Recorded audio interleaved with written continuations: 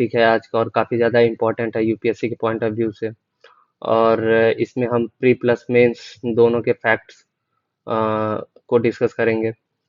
News क्या है कि चाइना और ताइवान में ऑलरेडी टसल चल रहा है और वॉर का सिचुएशन क्रिएट हो चुका है। इसी बीच में जो नैन्सी पेलोसी हैं, यूनाइटेड स्टेट्स ऑफ अमेरिका की स्पीकर, वो विजिट कर रही हैं और ताइवान के प्रेसिडेंट से मीटिंग हो रहा है उनका। इस वजह से ये टॉपिक और भी ज़्यादा न्यूज़ में है और भी ज़्यादा हॉट हो जाती है। तो चलिए इसको अच्छे से डिस्कस करते हैं। इसी बीच में मैंने आपके लिए एक मैप अटैच कर रखा है ताइवान का। तो ये जो फैक्ट्स हैं ये यूपीएससी के प्री पॉइंट ऑफ व्यू से इम्पोर्टेंट हैं। मैंने ऑलरेडी इनको इनसर्कल कर रखा है। तो चलिए एक बार देख लेते हैं कि ताइवान का ज्योग्राफिक पोजीशन क्या है और हमारे लिए यूपीएससी प्री के लिए क्या क्या इम्पोर्टेंट हो सकता है। तो ऑलरेडी मैंने इनसर्कल कर रखा है कि जो ये आप देख सकते हैं कि चाइना है और दूसरे साइड ताइवान है। इन दोनों को जो डिवाइड करता है वो ताइवान स्ट्रेट है। ठीक है। दूसरा जो मैंने इंसर्कल कर रखा है कि जो ताइवान के नॉर्थ में ईस्ट चाइना सी है। ठीक है। और आगे देखें क्या क्या और इम्पोर्टेंट है। तो जो यूपीएससी मोस्टली जो क्वेश्चन पूछती है वो ये दे देती है कि ट्रॉपिक ऑफ कैंसर से कौन कौन सी कंट्रीज पास होती हैं या फिर ट्रॉपिक ऑफ कैंसर कौन कौन सी कंट्रीज से क्रॉस होता है। तो यहाँ पे आप देख सकते हैं कि ताइवान से भी ट्रॉपिक ऑफ कैंसर जो है वो क्रॉस कर रहा है। ठीक है। ये आप याद रखिएगा। कंट्रीज के नेम यूपीएससी दे देगी और ऑप्शन दे देगी। तो ये काफ़ी इंपॉर्टेंट पॉइंट एक बन जाता है। जो दूसरा इंपॉर्टेंट पॉइंट है यूपीएससी मोस्टली पूछ लेती है कि दो कंट्री के बीच में ये कौन सा स्ट्रेट आता है या फिर ये स्ट्रेट कौन दो कंट्रीज को डिवाइड करता है। ठीक है। तो लुजोन स्ट्रेट है जो कि आप ताइवान और फिलीपींस को डिवाइड करता है। ये एक इम्पॉर्टेंट फैक्ट है जो कि आप याद रख सकते हैं। कुछ रिवर्स हैं, रिसेंटली यूपीएससी इससे रिलेटेड क्वेश्चंस पूछने लगी हैं कि ये ड्रॉन कहाँ करते हैं। तो एक चौसुई रिवर है। सॉरी अगर मैं प्रोनाउंसिएशन गलत कर रहा हूँ तो। और दूसरा काओपिंग रिवर है। दोनों ड्रॉन होती हैं साउथ चाइना सी में। ठीक है। ये एक इम्पॉर्टेंट फैक्ट बन जाता है, आप इसको याद रखिएगा। इसके अलावा कुछ यहाँ पे नेशनल पार्क हैं जो कि आप चाहें तो याद रख सकते हैं। यांग मिंग सांग नेशनल पार्क है और दूसरा आपका एक नीचे है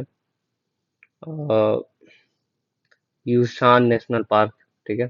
इन दोनों को मैं इंसर्कल कर रहा हूँ। तो ये काफ़ी ज़्यादा इंपॉर्टेंट हो जाते हैं, आप चाहें तो इन दोनों को डिस्कस कर सकते हैं। ठीक है। चलिए आगे बढ़ते हैं। आगे बढ़ते हैं, डिस्कस करते हैं। एक और मैप आपके लिए मैंने अटैच कर रखा है और ये भी काफ़ी ज़्यादा इम्पॉर्टेंट फैक्ट है कि चाइना और ताइवान को डिवाइड करने के बीच में कौन सा स्ट्रेट आता है। तो फॉर्मोसा स्ट्रेट है। ये भी काफ़ी ज़्यादा इम्पोर्टेंट पॉइंट एक बन जाता है और फैक्ट बन जाता है। अगर क्वेश्चन सीधे आ जाएगा कि चाइना और ताइवान को कौन सा स्ट्रेट है जो डिवाइड करता है, तो दो हैं, एक तो फॉर्मोसा स्ट्रेट और दूसरा आपका यहाँ मैंने ऑलरेडी हाईलाइट किया है वो है ताइवान स्ट्रेट। ठीक है। तो मोस्टली जो क्वेश्चन आ सकता है वो फॉर्मोसा स्ट्रेट पे आएगा क्योंकि ताइवान बहुत फेमिलियर है, तो यूपीएससी कभी इस टाइप के क्वेश्चंस नहीं पूछेगी। यहाँ चलिए हम देखते हैं कि इंडिया और ताइवान के रिलेशन किस तरीके से हैं। तो थोड़ी ब्रीफ हिस्ट्री हम देखेंगे और थोड़ी पुरानी पुरानी से हम नए तक जाएंगे। ठीक है। ये आपके बायलैटरल रिलेशन के पॉइंट ऑफ व्यू और मेंस के पॉइंट ऑफ व्यू से काफ़ी ज़्यादा इंपॉर्टेंट टॉपिक बन जाता है। तो इनिशियली क्या था कि ताइवान जो है ऑफिशियली रिपब्लिक ऑफ चाइना और कंट्री ईस्ट एशिया में आता है। और ये बेसिकली इसको जो रिपब्लिक ऑफ चाइना है या फिर कह सकते हैं कि चाइना है वो कंट्रोल कर रहा था। उसके बाद ये थोड़ा इंडिपेंडेंट हुआ। आगे थोड़ा देखें कि इसकी जो नेबरिंग कंट्रीज हैं वो क्या क्या हैं। तो नेबरिंग कंट्रीज देखते हैं तो पीपल रिपब्लिक ऑफ चाइना जो है वो नॉर्थ वेस्ट में है। जापान जो है नॉर्थ ईस्ट में है। फिलीपीन जो है वो साउथ में है। ठीक है। पॉलिटिकल स्टेटस अगर देखें तो कुछ खास नहीं है ताइवान के, क्योंकि चाइना बार बार इंटरफेयर करता रहता है। Taiwan is claimed by people Republic of China. ये मैंने ऑलरेडी आपको बता चुका हूँ मैं कि जो चाइना है वो ताइवान को क्लेम करता है। ठीक है, आगे बढ़ते हैं, थोड़ा इम्पोर्टेंट और देखते हैं। तो इंडिया और चाइना के जो बायलैटरल रिलेशन है वो 1990s से थोड़े इम्प्रूव होने स्टार्ट हुए। तो इस बीच में क्या क्या डेवलपमेंट हुई वो देखते हैं। तो ताइवान ने इस्टेब्लिश किया Taipei economic and cultural centre in New Delhi in 1995 में। तो ताइवान अपना इस्टेब्लिश करता है एक टीईसीसी न्यू दिल्ली में 1995 में, और इंडिया इस्टेब्लिश करता है इंडिया ताइपेई एसोसिएशन ताइपेई में। ठीक है, तो ये एक इनिशियल डेवलपमेंट आप कह सकते हैं कि दोनों कंट्रीज ने एक स्टेप लिया था अपने जो रिलेशन है उसको स्ट्रांग बनाने के लिए। To establishment have played a significant role in improving people to people contact and cultural, economic, political relation। ये भी एक पॉइंट हो सकता है आपके मेंस में जो कि काम आएगा कि पीपल टू पीपल कांटेक्ट है, कल्चरल एक्सपेंशन हो रहा है, इकोनॉमिक एंड पॉलिटिकल रिलेशन है दोनों कंट्रीज के बीच में। आगे बढ़ेंगे तो इंडिया और ताइवान जो है साइन किए हैं bilateral agreement in the field of agriculture, civil aviation, investment, custom cooperations and double taxation avoidance agreement. तो इंडिया ताइवान कुछ नए नए बायलैटरल एग्रीमेंट साइन कर रहे हैं। वो मैंने ऑलरेडी हाईलाइट कर दिया है कि किस सेक्टर या किस फील्ड में जो बायलैटरल एग्रीमेंट साइन हुआ।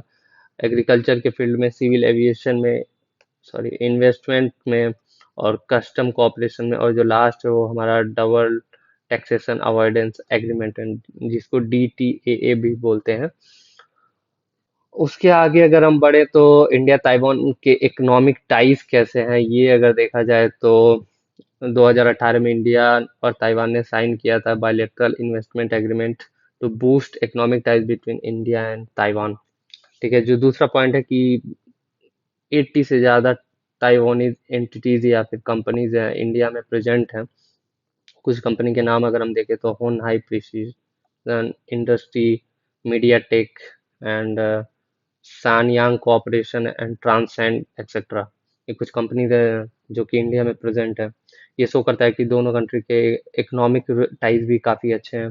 तीसरा पॉइंट अगर देखा जाए कि 2019 में इंडिया और ताइवान का जो ट्रेड वॉल्यूम था वो 7 बिलियन US डॉलर था, और ग्रोथ रेट जो थी 20% थी। ठीक है, और आप ये काफ़ी ज़्यादा इंपॉर्टेंट पॉइंट है। थर्ड, आप इसको आप मेंस में आंसर राइटिंग के दौरान यूज़ कर सकते हैं कि इंडिया और ताइवान का जो ट्रेड वॉल्यूम है 7 बिलियन US डॉलर है, और ग्रोथ रेट 20% है। चलिए आगे बढ़ते हैं। तो major export from India to Taiwan देख लेते हैं क्या क्या है।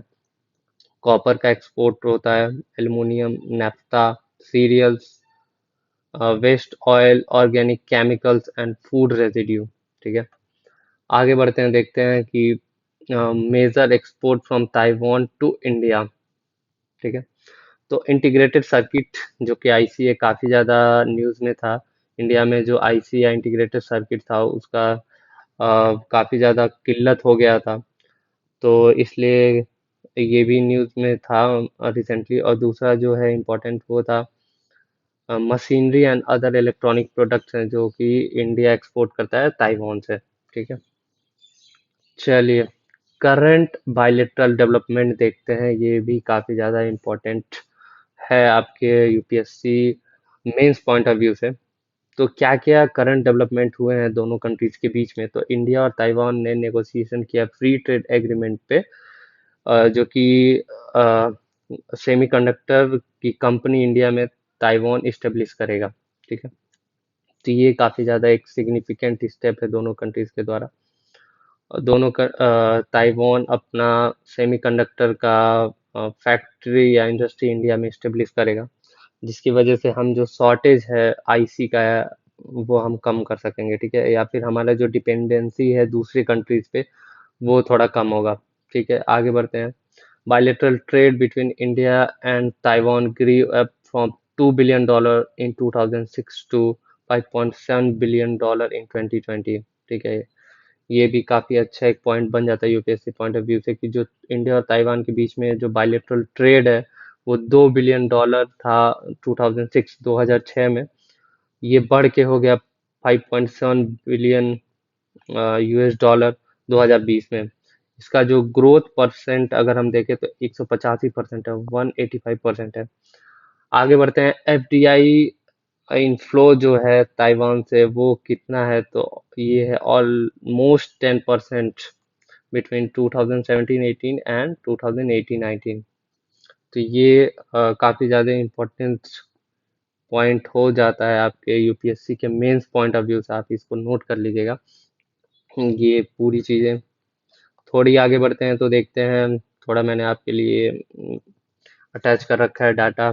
इंडिया एक्सपोर्ट टू ताइवान ये पूरा यूएस मिलियन डॉलर में है। तो इंडिया एक्सपोर्ट टू ताइवान 2021 में अगर हम देखें तो 1620.15 था। अप्रैल 2022 में देखें तो 2756.70 था। ग्रोथ परसेंटेज की बात करें तो 70.15 था, सॉरी। और परसेंटेज शेयर देखे टोटल ट्रेड में तो 0.65 था। इंडिया इंपोर्ट फ्रॉम ताइवान अगर हम देखते हैं तो 4036.75 था। वो 2021 में था। 22 की बात करें अप्रैल मार्च में तो 6233.39 था। और परसेंटेज ग्रोथ की बात करें तो 554.42 था। ठीक है।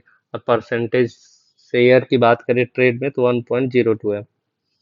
आगे बढ़ते हैं कि ये एक मैंने डायग्राम लगा रखा है कि जो अभी हम पढ़ रहे थे पीछे कि इंडिया और ताइवान ने फ्री ट्रेड एग्रीमेंट साइन किया है, तो उसको थोड़ा क्लेरिफाई करने के लिए मैंने इस डायग्राम को अटैच किया है कि ये बहुत सारे टर्म होते हैं जो इंट्रोड्यूस होते हैं। तो यहाँ पे आप देखेंगे कि जो पहला जो दो कंट्री के बीच में साइन होता है वो पीटी होता है, प्रेफरेंशियल ट्रेड एग्रीमेंट।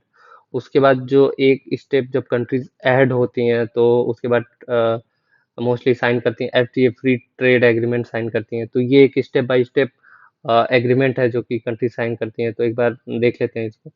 पहला जो साइन होता है पीटीओ होता है, फिर एफटीए होता है प्रेफरेंशियल ट्रेड एग्रीमेंट, सॉरी, फिर एफटीए फ्री ट्रेड एग्रीमेंट होता है, फिर सीईसीए होता है, और इसमें एक और होता है सीईपीए, सेपा। ठीक है। फिर उसके आगे कस्टम यूनियन होता है, फिर कॉमन मार्केट होता है, और लास्ट में जो होता है इकोनॉमिक मार्केट होता है। इसका एग्जांपल अगर आप देखेंगे तो वो हो जाएगा यूरोपियन यूनियन, इसका एग्जांपल था। अभी तो ये थोड़े अलग हो गए हैं। तो इकोनॉमिक मार्केट का क्या होता है कि जो पूरे एक ह्यूज कलेक्शन कंट्रीज का होता है जिनके इकोनॉमिक मार्केट एक जगह से ही कंट्रोल होती है। ये ट्रेड साइन करने पे ये सबकी इकोनॉमिक मार्केट एक जगह से कंट्रोल होगी।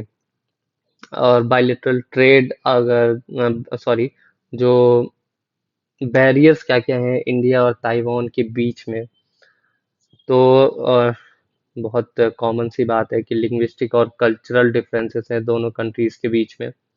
और दूसरा हमारा पॉइंट ये बन जाता है कि चाइना बार बार इंटरफेयर करता है कि चाइना का जो वन चाइना पॉलिसी है वो इंडिया फॉलो करे और अदर कंट्रीज भी फॉलो करे, जिसकी वजह से चाइना एक थोड़ा ऑब्स्टिकल बन जाता है ताइवान और इंडिया के बीच में।